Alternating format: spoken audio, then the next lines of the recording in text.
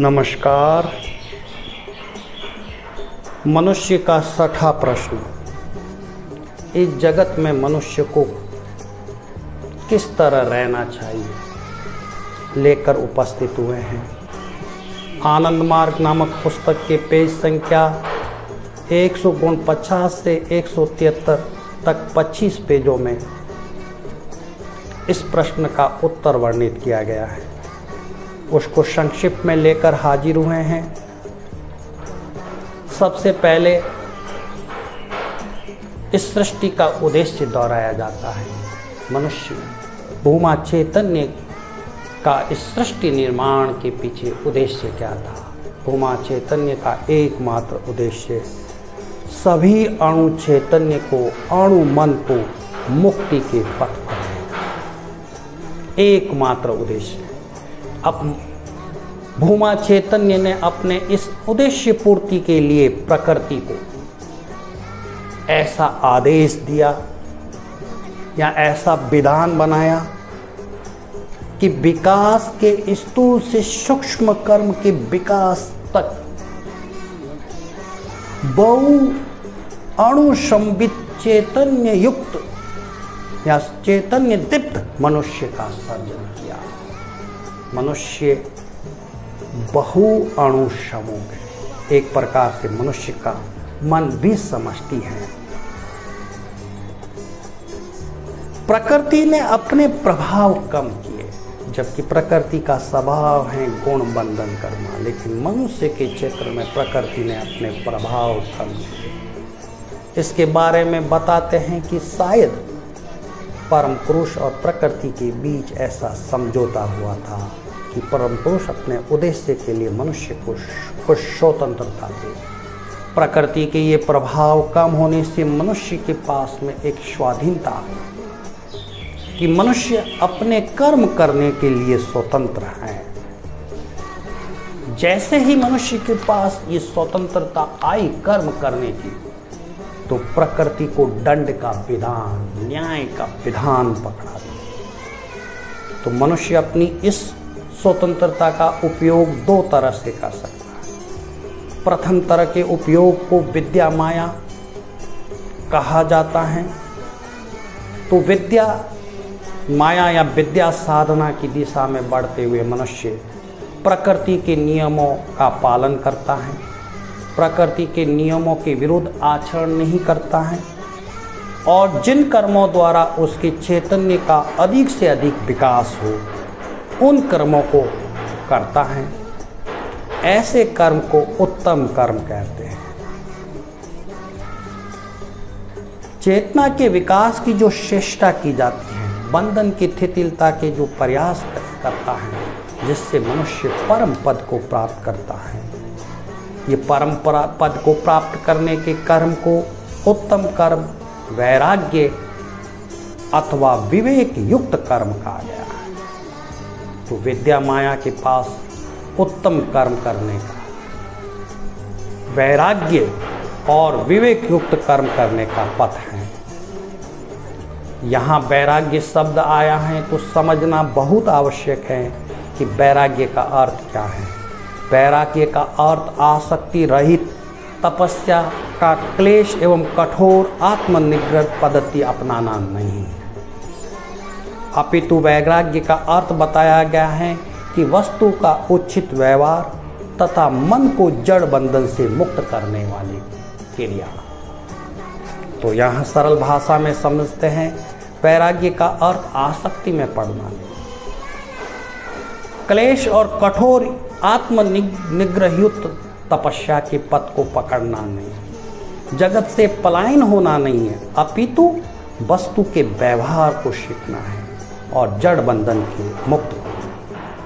यहाँ पर मादक द्रव्य का उदाहरण देते हुए बताया गया है कि मादक द्रव्य मनुष्य के मन को विचलित करता, उत्तेजित करता है, उत्तेजना देता है, इसीलिए त्यागने का काम मनुष्य का। लेकिन चिकित्सा सलाह के लिए उनको लेने की, रोग निवारण तक लेने में कोई बाधा नहीं बताता। तो ये तो थे सत्कर्म।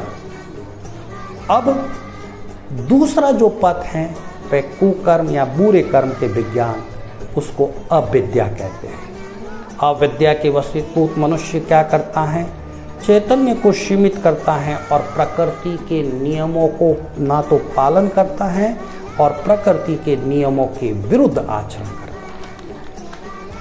तो ये जो विद्या माया और अविद्या माया, अब यहाँ प्रश्न उठता है कि मनुष्य इतना विवेक संपन्न होने के बावजूद भी अपने पतन की ओर क्यों जाता है? मनुष्य लंबी योनि तक जीव जगत और पशु योनियों से आया है, तो उसके अंदर खड़ रिपु और अष्टपाश रह गए। ये खड़ रिपु काम, क्रोध, लोभ, मोह, मद, मात्सर्य, ये मनुष्य के शत्रु हैं। अष्टपाश घृणा, शंका, भय, लज्जा, जुगुप्सा, कुल, सील, मान, ये मनुष्य को बंधन में डालते हैं। तो इनके वशीभूत होकर मनुष्य अपनी विवेक शक्ति को खो लेता है, अपने वैराग्य भाव को नहीं समझ पाता है, जिसके कारण वह प्रकृति के विधान के विरुद्ध चलता है। इस तरह मनुष्य की 4 श्रेणियां बताई गई हैं। पहली श्रेणी का मनुष्य प्रकृति के नियमों को पालता है, प्रकृति के नियमों के विरुद्ध आचरण नहीं करता है और अपने चैतन्य के विकास के लिए पूरा प्रयास करता है। ऐसे व्यक्तियों को सत्पुरुष बताया गया है, उत्तम पुरुष बताया गया है। दूसरी श्रेणी के मनुष्य प्रकृति के नियमों को मानकर चलता है, लेकिन अपने चैतन्य के विकास के प्रति उदासीन है, कोई प्रयास नहीं करता है। ऐसे मनुष्य को पशु तुल्य बताया गया है, क्योंकि पशु भी प्रकृति के नियमों को मानकर चलता है, लेकिन अपनी अक्षमता के कारण वह अपने चैतन्य के विकास के लिए कुछ नहीं कर पाता है। लेकिन मनुष्य अगर अपने चैतन्य के विकास, तो वो पशु समान है।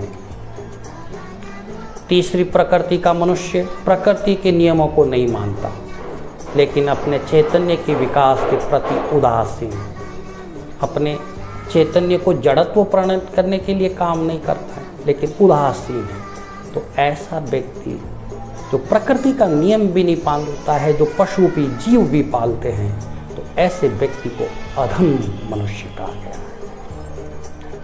और अंतिम श्रेणी, चौथी श्रेणी का व्यक्ति बताया गया है कि प्रकृति के नियमों को भी नहीं पालता है और चैतन्य की अवनति करने वाले कर्म करता है, मनुष्य जड़त्व में प्रणीत करने वाले कर्म करता है। तो ऐसे मनुष्य को हीन बताया गया।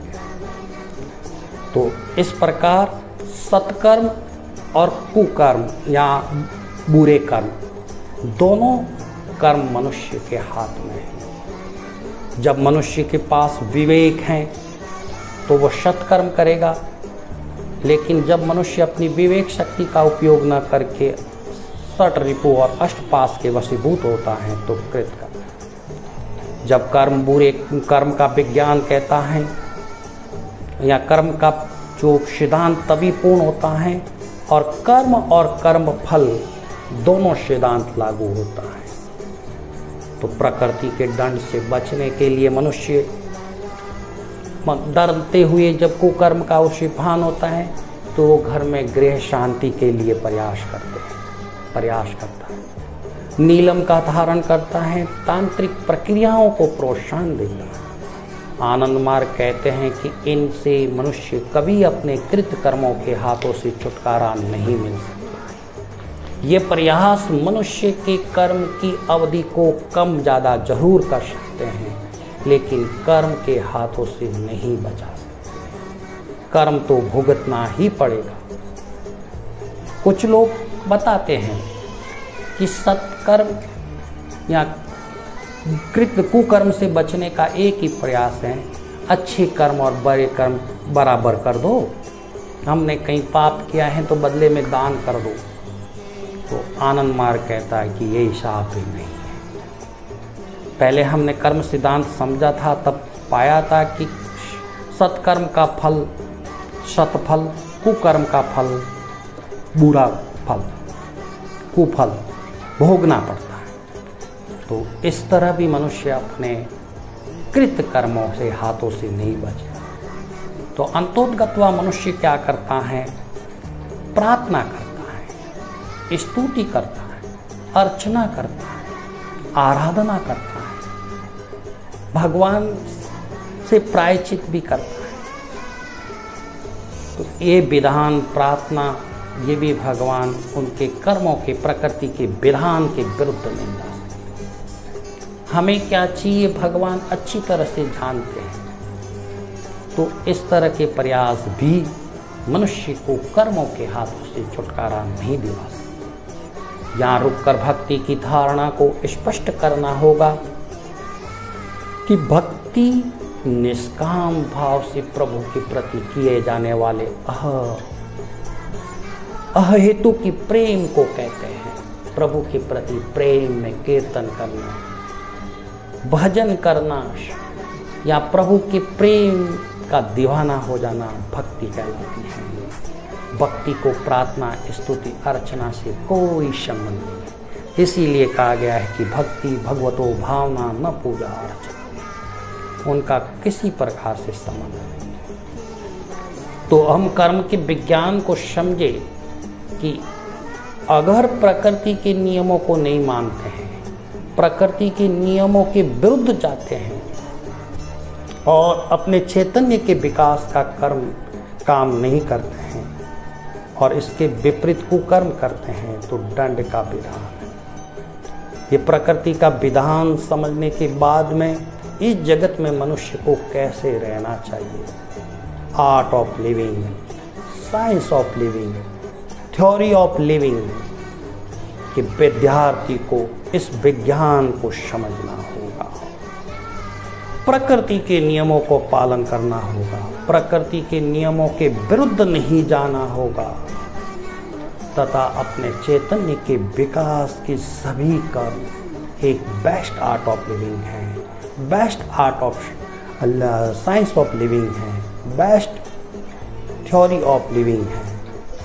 जब इसको समझ जाता है, अंत में सगुण ब्रह्म के उद्देश्य को पुनः याद दिलाते हुए दिला के विषय की समाप्ति करेंगे कि सगुण ब्रह्म का उद्देश्य है सभी को मुक्ति के पथ पे ले जाना।